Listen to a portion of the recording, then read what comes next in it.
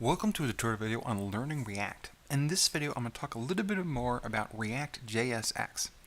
I've mentioned JSX in other videos and within this series, and we talked about ways of looking at JavaScript values, the values of variables, and calling JavaScript functions within HTML. Now, in fact, everything we've done within this entire series has been based on JSX. It's part of everything we do in React. It's all JSX. So let's review a lot of the ideas I've covered in the other videos, and then I'll talk about two common errors that happen when using JSX within React. Two very common things. So let's talk a little bit more about what we reviewed across all of these videos.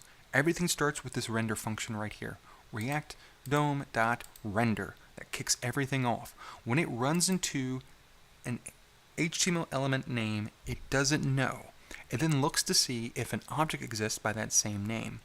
If it does, it then runs its render function. When doing that, it passes along to that new object something called props, which are the properties upon the element on which that object is based. So we see here example matches example. So right here, this example HTML element will be based on this example object, and it will be passed when it is created props, which then becomes internally this.props. Any properties it has, in this case name equals Dan and ID underscore number equals 1234, will then become properties of this.props. So we understand this from previous videos, and we looked at more complex examples of this. So jumping over to example, jumping down to render, because it will be called, and then its return statement, and mixing in HTML. And as I talked about in the other videos, we were using JSX to look at the value of some variables. Right here, using open and closing curly brackets. And in fact, in the previous video, we actually made function calls within these brackets too, so we can do both. And I mentioned that this was all JSX. It is in fact all JSX. And so we understand then that we can start to mix these things together. When we're using function calls, when we're using the values of variables, we put curly brackets around them when they are within HTML, and otherwise we can use them in this way. Now let's start to talk about some of the common problems that arise when using JSX this way. I'm going to make a very common mistake, and I'm going to show why it happens and how to fix it. So first of which is I'm going to close this paragraph tag. I'm going to open a new one. I'm going to put all this content right here and then save it. I press Control S in Atom. So we have what looks like something that should work. We have an opening tag. We're using some mixing in value of a variable. We have a closing paragraph tag. The next line, opening paragraph tag, some more content, closing paragraph tag. This all seems like it should work. It's not going to. And in fact, it threw an error. And I knew it was going to throw an error. And the error it throws is adjacent JSX elements must be wrapped in an enclosing tag. And then it gives a suggestion. Did you want a JSX fragment? And it tells us the exact line it happened on, line 9, when it ran into this problem. Now you may ask yourself, it is in fact in an enclosing tag. There are two tags, they're both enclosing. What exactly is the error? Well, when we mix in multiple uses of JSX, they have to be within their own enclosing tags. So a quick way to fix this, if we wanted to have our content look this exact way, is to enclose it within a tag. That is, if we add an opening and closing tag around this, and I'll space this, and then save this, we go back to our command and we see everything worked fine.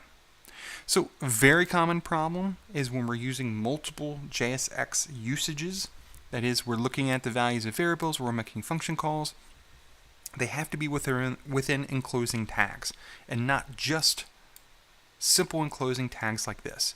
So if we wanted multiple usage of this, they would have to be within a greater opening and closing tag, which is actually pretty common, but this error can trip people up. So I want to make people aware of that.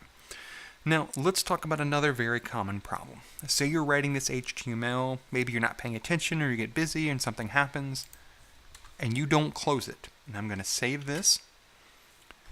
Now, normally, if you're working within a web browser and it's in HTML, the browser's pretty good about broken HTML. It tends to get around it, or it tries to figure out what you meant. That is not the same for React. It will throw an error because it doesn't understand what's going on. This is another very common error when working with JSX. So not only do we need enclosing tags, but we need to make sure those tags actually close, because otherwise we will get undetermined JSX contents. It doesn't know what we mean because it thinks we meant to open two different div tags. Well, that's not exactly what we wanted, and we in fact wanted this to close. This was open, these two tags were doing something, and then it closed out. And notice everything was successful again. And we jump over and we see my name is Dan, and each one of these is its own paragraph now. So in this video, I've talked about JSX a little bit more, but in fact, as I mentioned across all of these videos, we're using JSX as part of all of this. When we're mixing in HTML, we're mixing in the value of variables, we're making function calls within all this, it's all JSX. React in this way is almost entirely JSX. It's all built in together, and it's kind of hard to separate the two. If we're using React, we're probably using JSX at the same time. So that's important to know. I also talked about the two common errors that happen, which is to say that JSX usages within HTML need to be within their enclosing tags. And I gave this example right here that if I remove these opening and close divs and I save this, it will produce an error because it doesn't understand that. So if we're doing multiple usages, we should probably have opening and closing tags, which generally makes sense when we think about it within HTML. If we have our own component, our own sections of content, we're probably using an open and closing div, or we're using open and close ordered list, or something like that. It is enclosing some other content. So we're probably not going to run into that error as much, but it's important to keep in mind that we need to think of this within enclosing tags. The last error I mentioned was kind of a more silly error, but still valid and important to realize that we have to close all of our HTML. If we leave any HTML open anywhere, it will throw an error. For example, I did this and I saved it, and it showed us the error. So we need to make sure all of our HTML closes every time we use it, which is an important idea within web development anyway, but just something to keep in mind. Thanks for watching.